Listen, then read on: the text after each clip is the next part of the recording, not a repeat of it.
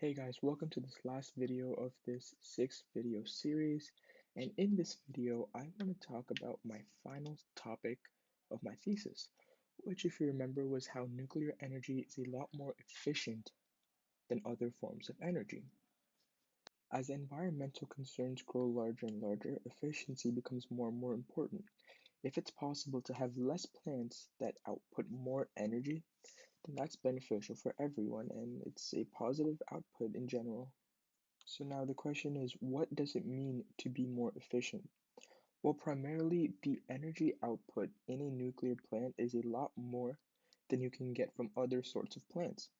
As we discussed in the first video, nuclear energy happens through a reaction of atomic reaction and the splitting of an atom, which releases an immense amount of energy. That energy is very, very large in comparison to other forms of energy.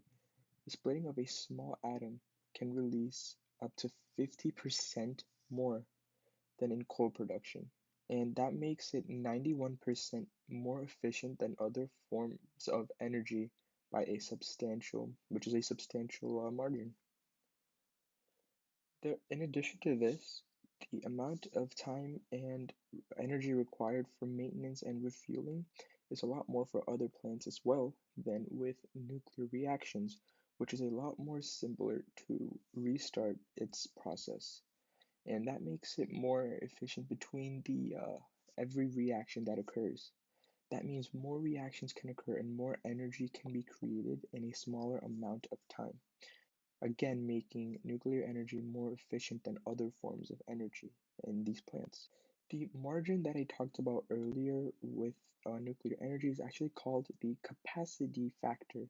And the capacity factor sort of relates the amount of energy outputted versus the amount of energy required by nuclear plants. And this actually saw an all-time high in December when it reached a whopping 98.9%, with the maximum amount of energy output and the least amount of energy input. That means it was almost, well, not almost, but to a large extent, it was practically just creating energy without requiring a lot in its place. Now let's compare this to the capacity factors for other forms of energy. For natural gas, that number averages at 57.6%. For coal, that number is even less at 54. And with other forms of reusable energy, it gets less and less. Hydropower being at 42.8, wind being at 37.4, and solar power being at 26.1%. And like I said, nuclear energy far surpasses all of these with an average of 92.6%. So, to sum it up, nuclear energy is a lot more efficient because it requires less maintenance, has a lower amount of energy inputted, and releases a larger amount of energy output, all coming together to form the ratio that we just discussed. And as this is the last video of my 6 video series, I wanted to go over all that we've discussed so far. We, first of all, talked about the way that nuclear energy works and how atomic fission occurs. Then we talked about the historical context of nuclear energy, how it was used, and why people think of it in such a negative way. Finally, we went into our 3 subtopics. The first subtopic being how nuclear energy was safer than other forms of energy.